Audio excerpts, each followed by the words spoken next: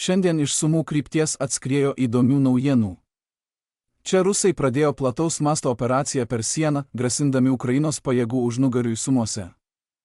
Ukrainiečiai sureagavo greitai, jų oro smūgiai ėmė lieti ugnį ant Rusijos pajėgų, naikindami rezervus ir nukirsdami rusiškai gyvatei galvą, o Rusijos oro pajėgų nesimatė nė kvapo. Rusija pradėjo naują puolimo kryptį palei šiaurės rytinę Ukrainos sieną, bandydama papildyti spaudimą iš šiaurės Sumų miesto link žnyplių judesių iš rytų. Rusijos daliniai palaipsniui įsiveržė į kelias gyvenvietės pasienio zonoje, išnaudodami spragas ir pilkasias zonas, kad išplėstų savo placdarmą ir paremtų tuos, kurie bando prasiskverbti iš šiaurės per miškus. Pagrindinis rusų dėmesys buvo sutelktas aplink Hrabovskės ir Pokrovkos kaimus, iš kur rusų kariai nori žengti į netoliese esančius miškus, kuriuos daugiausia kontroliuoja Ukrainos teritorinės gynybos pajėgos. Įvyko ir daugiau įsiveržimų, rusų kariai įžengė į papildomas gyvenvietės, grobė civilius ir naudojo juos kaip priedangą reidų metu. Tačiau Ukraina atsakė agresyviai, stipriai remdamasi oro pajėgomis, kad užkirstų kelią besiformuojančiam puolimui dar jam nesusitelkus, taikydamasi į priešo šturmo junginius.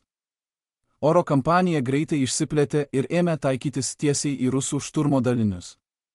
Ukrainos MiG-29 naikintuvai sunaikino čečėnų Akhmat dalinio dislokacijos vietą prie Kučerivo kaimo. Papildomi Hammer smūgiai pataikė į rusų karių susitelkimo vietas į pietus nuo Terebreno.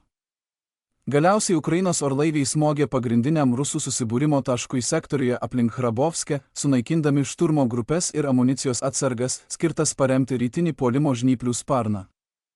Tuo pačiu metu Ukrainos smūgiai buvo nukreipti ir į rusų vadovavimo struktūrų, koordinuojančių puolimą ardymą.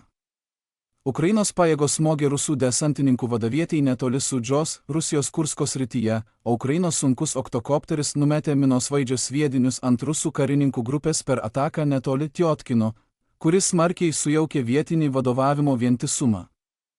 MiG-29 paleido aukšto tikslumo prancūzišką Hammer bombą į rusų stebėjimo ir vadavietę prie Staros Mykolajivkos Kursko srityje.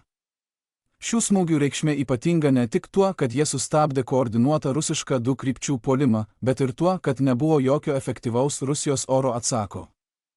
Teoriškai Rusija į karą įžengė turėdama vieną iš didžiausių taktinių oro pajėgų pasaulyje, apie 900 kovinių orlaivių. Ukraina, priešingai, turėjo vos kiek daugiau nei 100 veikiančių naikintuvų, tačiau po 4 metų pusiausvyra atrodo visiškai kitaip. Atviro šaltinio analitikai vizualiai patvirtino daugiau nei 180 rusų fiksuoto sparno kovinių orlaivių netekti, nes nuolatiniai nuostoliai nuosekliai mažina tikrąjį Rusijos kovinį pajėgumą. Dar labiau iškalbingas yra likusio parko stovis. Palydovinės nuotraukos iš 2026 metų pradžios rodo, kad vien Lipecko oro bazėje saugojime stovi beveik 100 rusiškų kovinių orlaivių. Tarp jų yra Su-34 naikintuvai bombonešiai, Su-35 naikintuvai ir MiG-31 perėmėjai, kurie buvo nurašyti ir užkonservuoti dėl atsarginių dalių trūkumo, išnaudoto resurso ar komponentų kanibalizavimo, kas kelia rimtų klausimų, kiek iš tikrųjų Rusija turi orlaivių, galinčių dalyvauti kovinėse operacijose. Ypač sudėtinga padėtis yra su Rusijos Su-34 parku, kuris yra pagrindinė jos smogiamoji aviacija.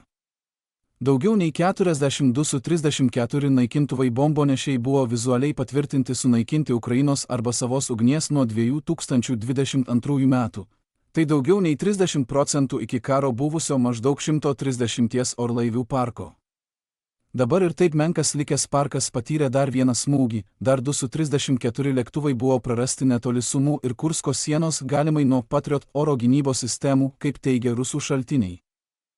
Šie nuostoliai dar labiau stiprina augantį rusų pilotų nenorą veikti arti fronto linijos, todėl Rusijos orlaiviai vis dažniau leidžia bombas iš saugesnių atstumų, taip apribodami savo galimybės tiesiogiai remti sausumos puolimus, nors vis tiek išlieka rizikoje.